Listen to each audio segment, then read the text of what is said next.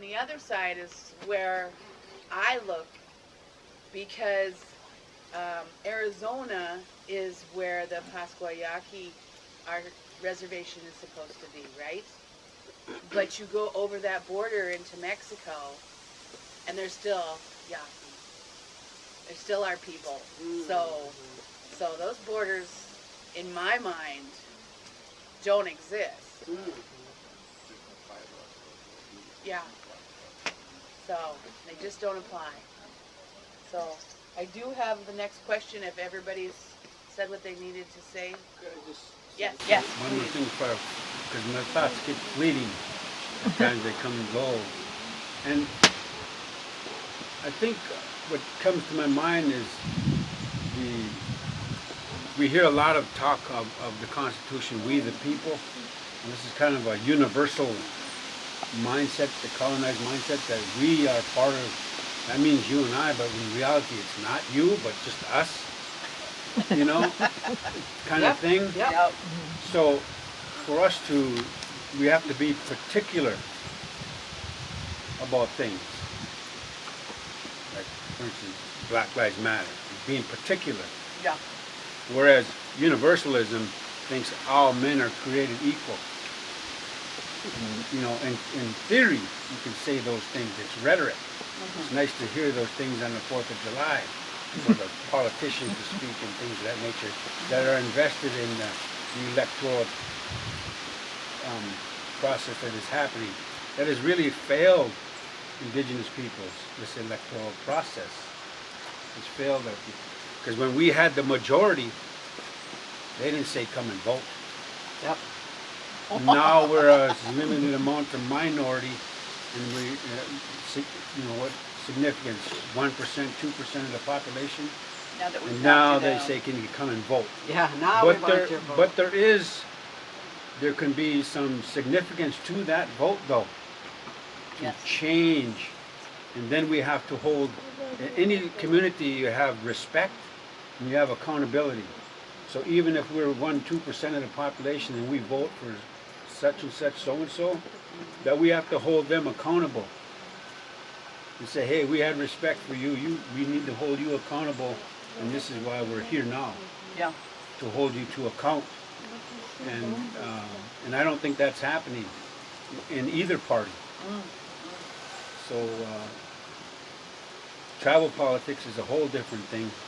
When we talk about tribal politics, because a lot of folks have been depoliticized because of excessive nepotism and things that happen in political persecution, where you can't get a job for 15 years and you've been living on a reservation for 20. There's a problem with that. So there's lots of problems with tribal politics. And, you know, when we talk about is there hope, there's always hope.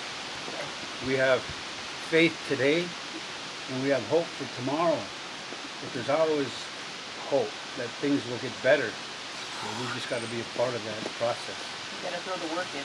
Yeah. So. Yeah. But particularly being particular rather than universal, because universalism hasn't worked for us. So we've got to be particular in the things that we say and do and hold them to account. And when we do try to hold folks to account, then they say we're angry. Yeah. And then all of a sudden you can't listen to that angry Indian. You know, listen to them, look at them and stuff. You know, they have all these, then they go into these stereotypes. And sometimes lateral violence serves us terribly. Yes. That we're the ones that are the most vocal, boisterous, and militant of sorts, of holding them ideals of being militant, that does have a lot of value. The ones that do that, then they'll ostracize. So there's a lot of lateral violence happening in indigenous countries, Indian countries so-called. And I think that part of the dialogue has to talk about what does Indian mean? What is the word Indian? First off, it's an English word. Doesn't apply to us. I mean, it wasn't meant for us because we're not from India. Yeah. Is it a state of being? You know, so we got to ask ourselves those questions. And then, are we a part of the problem, or are we part of the solution? I think if we stay engaged with the next generation and they come along in the struggle, then we're part of the solution. Even if we make mistakes, because I think that when we begin a great work collectively, we have our scholars and orators and others, leaders. When we begin the collective work together, we can't expect to achieve these great things maybe in our generation, but we set things forth for the next generation to come, and they'll pick it up because they've been involved in the study. The daughters, the sons, 12, 13, 14, 15 years old that have been involved in the struggle can speak as eloquently, if not more so, than the most educated ones, the professors in college, when they talk about social justice issues and things that deal with treaty rights and things of this nature, that deal with particularly nation-to-nation things and way of thinking. So, it's exciting times, I think. Yes. Yes. I think about the fact that I was learning how to read, and my father was learning from my books. And now my children are teaching me things. I'm like, huh? What? What do I push next? But they're bringing us, and we need to understand that the young people do have knowledge that we can learn. I mean, just because we're older doesn't mean we can't learn it. But they also reach back out and say, you know, Mom, what was that plant? Where do I go get that? So they're still reaching back.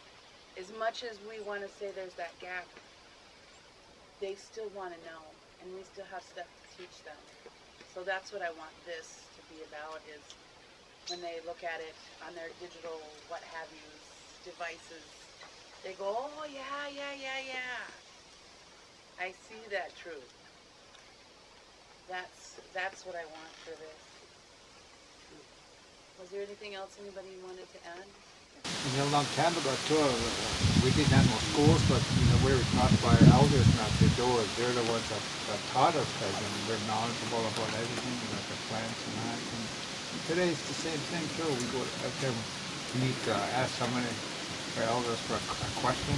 Give tobacco today, we give us an answer, and it's still the same today. Very happy that I'm an elder today.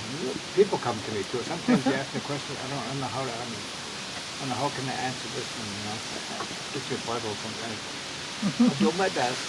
Yep. And thank you for the truth.